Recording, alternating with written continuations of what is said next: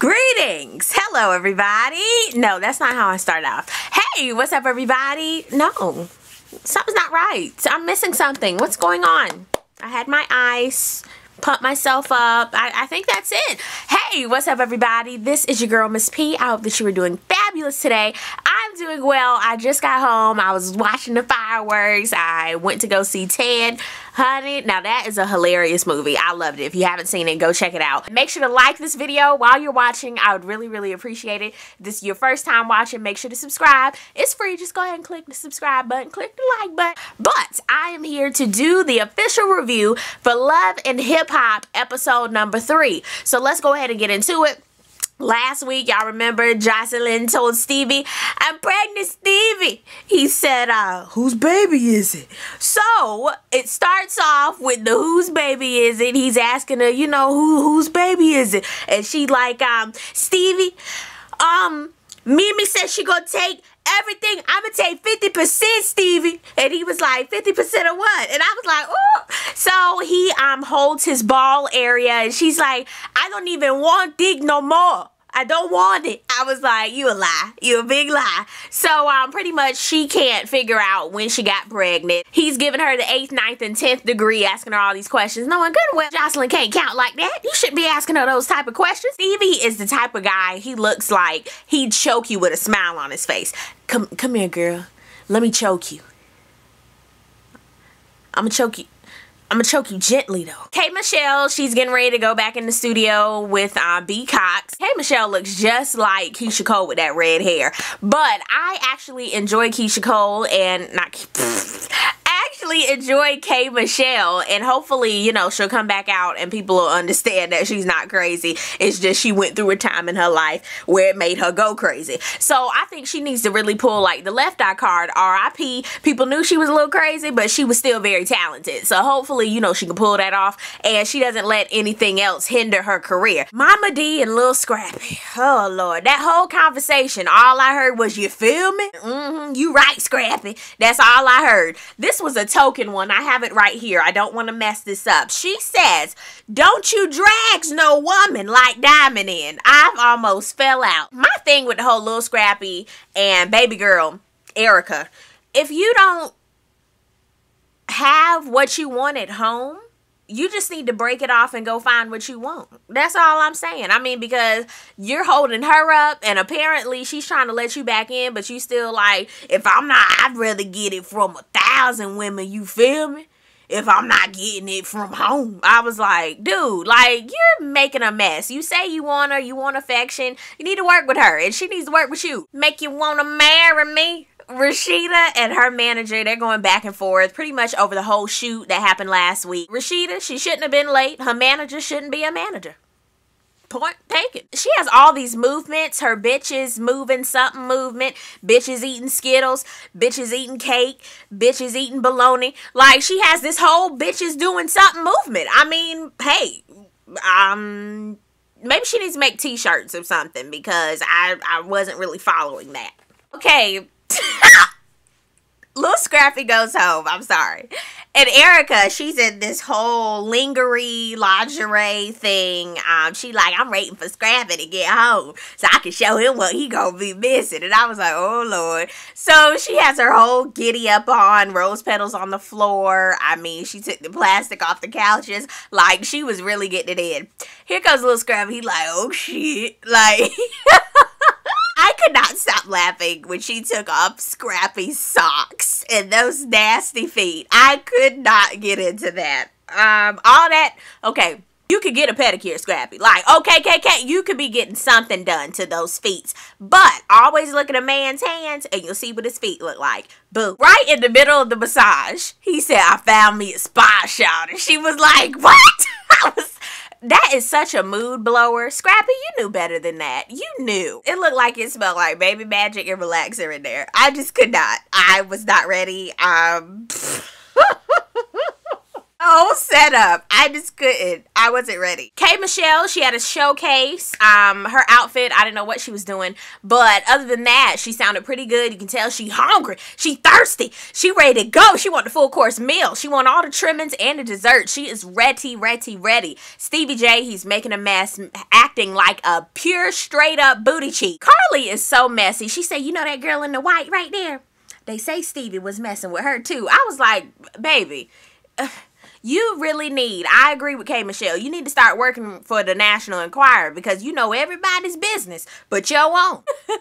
Stevie came over, give me a kiss. Like the way Erica was saying it really makes me say it like that. But he was like, come here, give me a kiss. Like out of the blue sky. And I must say that Mimi looked very, very pretty that night. All the girls looked cute. And what's her name had the chili braids. I was like, okay, I see. Stevie was making an entire butt cheek of himself. Erica was mocking Stevie and she was doing a really good job at it. And he came back over and they go back and forth. And it was totally uncalled for. Like, ew, Stevie, how in the world did Stevie hear that? Rasheeda, she left all of a sudden. I'm telling you, this show is just a stage. Really? Like, especially Mimi. Like, if this is your friend and this is how he's talking to her, like, are you serious? She wasn't saying nothing. She was looking in the distance. And I was like, girl, you are all bark and no bite. Mimi and Stevie, they meet up the next day to talk about the night before. And Stevie always be giving you that something stank face like, I'm like, ew, but pretty much Mimi just needs to understand that he screws everybody.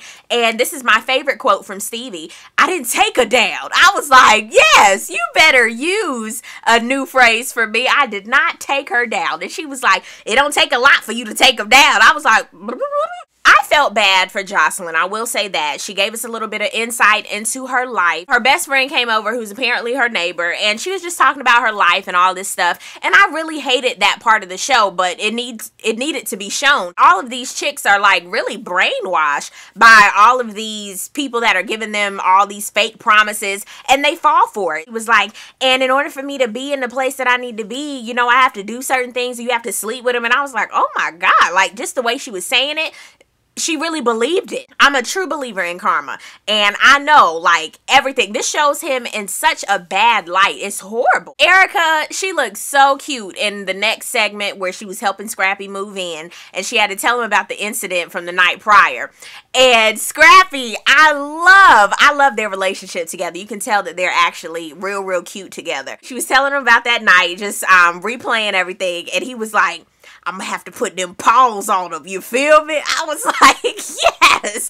I loved it because you could tell that she loved that, and she loved that he was going after him to protect her. And I love that part about it. And that's what makes Lil Scrappy attractive. This actually made me go, oh, I like him. Like, he really is, except for the next episode. Anyway, I ain't even gonna give him no more credit. Scrappy was turning me on when he was saying I'm gonna have to put them paws on him. Your dome piece gonna be on the floor. I was like, oh shoot, you better give me that ATL hood ratchetness. Hey, Michelle was taking me higher this whole episode with her sarcastic remarks. She said the girl Carly had a deflated ass cheek. I hollered like I was watching the TV and did a ha type holler. Then she said that she should have kept her hot pocket closed. Now, I haven't heard that one. I'm good at doing like little stuff, but K. Michelle, she was spitting it and I was ready.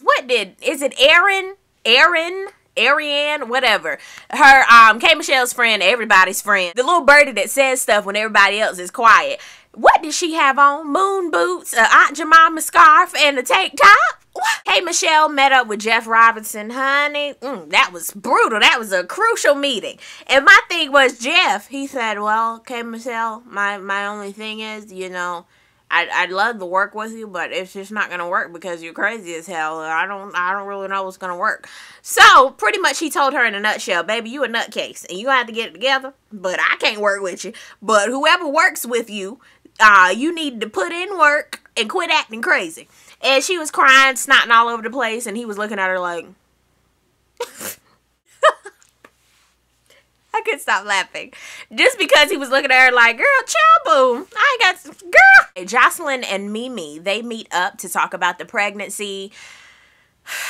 It just so happens out of the clear blue sky, here comes Stevie, staged, pulls the pregnancy test out of his jean pocket that had piss and all that mess on it. Mimi caught Stevie in a lie.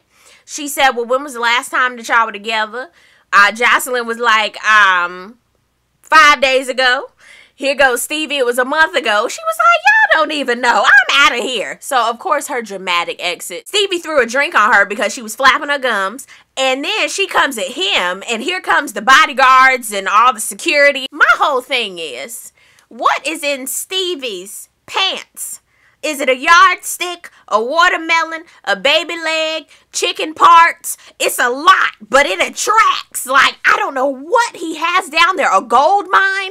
Like, they are, like, stuck on him like white on rice. I don't know what it is, but Joseline was like, you now made me go back to the strip club, Stevie. I cannot go back. I was like, girl, you don't have to go back. Like, it's walk. You can walk. You can drive. You don't have to go. Nobody's gonna say stay in here. Like, you, it's a free country. Stevie crazy. Stevie was like, by the way, you look nice though. I was like, whoa. I was even like, it made me think of Roddy from the Players Club, that whole scene. Cause you remember when she was telling Ebony, when they were at the bachelor party, get on out there. I was like, what? All in all, this was a good episode, but next week is going to be even better because Scrappy is going to confront Stevie about the whole thing with Erica when he called her crazy. What did he call her? He called her a bitch, for one. And then he said something about a slut monkey. I was like, whoa. I left this episode like, oh my God, what happened? Why don't they show the next episode? So I'm really excited about that. But down below in the comments, definitely let me know what you thought about this episode. It was ratchet for me. I loved it, honey. Thank you guys so much for watching. I really do appreciate it. I'll see you guys on the next video. Peace, love, and all that good stuff. God bless. Bye.